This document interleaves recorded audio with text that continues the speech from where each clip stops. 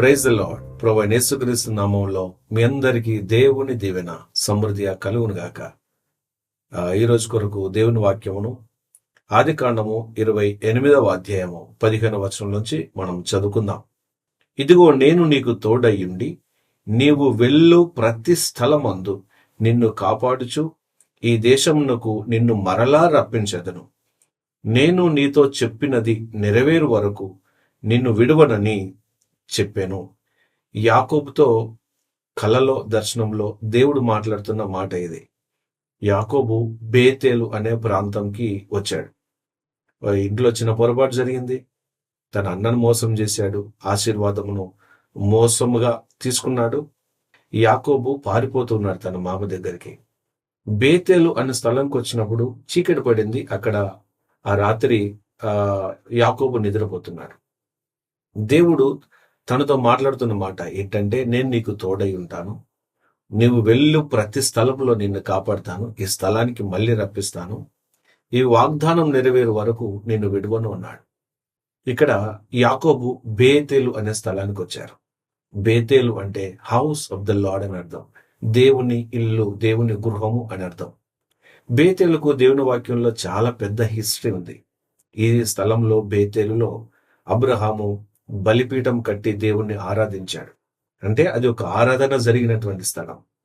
ఇక్కడ యాకోబు దేవుని స్వరమును వినినటువంటి స్థలం. ఇదే బేతేలు స్థలంలో యాకోబుకు పేరు మార్చాడు దేవుడు. యాకోబు నుంచి ఇస్రాయిల్ గా మార్చాడు. అంటే ప్రమోషన్ ఇచ్చినటువంటి స్థలం అది. ఇదే బేతేలు స్థలంలో దెబోరా న్యాయాధిపతిగా ఉండి తీర్పు ప్రజలకు ఇచ్చేది.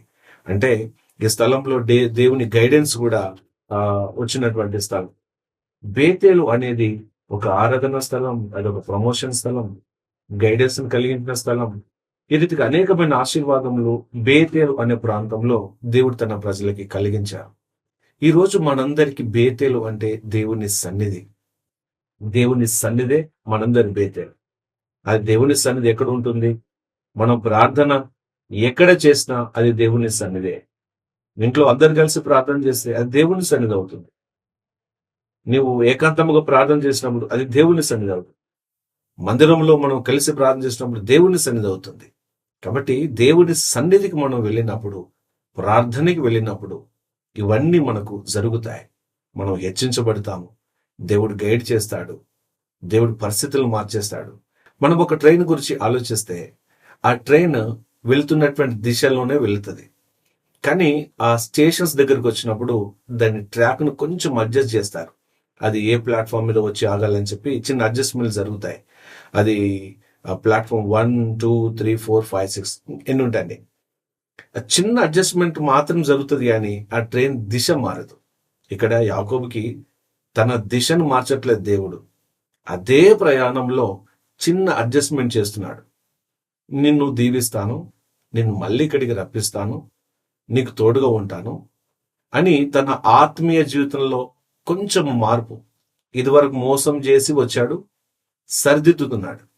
ఇదివరకు కొంచెం మోసపూరితమైనటువంటి మనసు తనలో ఉంది. ఇప్పుడు దేవుని ప్రత్యక్షతను కలిగించి తన దర్శనం ఇచ్చి యాకోబును ఆత్మీయంగా బలపరుస్తున్నాడు. యాకోబులో ఆత్మీయ జీవితంలో చిన్న చిన్న మార్పులు కలిగిస్తున్నాడు. చిన్న చిన్న అడ్జస్ట్మెంట్లు మన ఆత్మీయ జీవితంలో గొప్ప ఆశీర్వాదానికి మనల్ని నడిపిస్తాయి. ప్రార్థనలో చిన్న మార్పులు, let us pray little more, వాక్యం ధ్యానం చేయడం, దేవుని స్వరానికి విధేయత చూపించడం, ఇలా చిన్న చిన్న మార్పులు కనుక మనం పొందుకోగలిగితే ఈ ట్రైను ఏ రకమైనటువంటి ప్రమాదం జరగకుండా తన డెస్టినేషన్ చేరగలుగుతుంది. ఒకవేళ ఆ చిన్న ట్రాక్ మార్పు అనేది కనుక చిన్న అడ్జస్ట్మెంట్ జరగకపోతే కొన్నిసార్లు ప్రమాదం జరగవచ్చు. మన ఆత్మీయ జీవితంలో దేవుడిచ్చినటువంటి ఆ గైడెన్స్, చిన్న చిన్న గైడెన్స్ లో వెళితే మన గమ్యాన్ని మనం చేరుతాం, దీవించబడతాం. కాబట్టి యాకోబు బేతేలు అనే స్థలంలో దేవుని స్వరమును విన్నాడు. దేవుని సన్నిధిలో మనం దేవుని స్వరంను వింటాం. ప్రార్థనలో దేవుడు మనల్ని గైడ్ చేస్తాడు.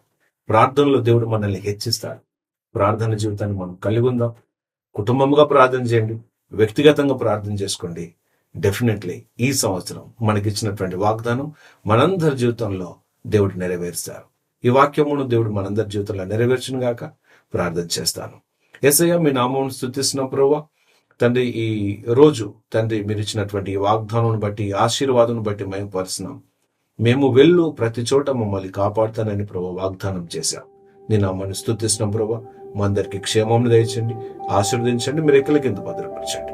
యేసుక్రీస్తు పరిశుద్ధమైన నామములో ప్రార్థిస్తున్నాం మా పరమ తండ్రి. ఆమేన్. ఆమేన్.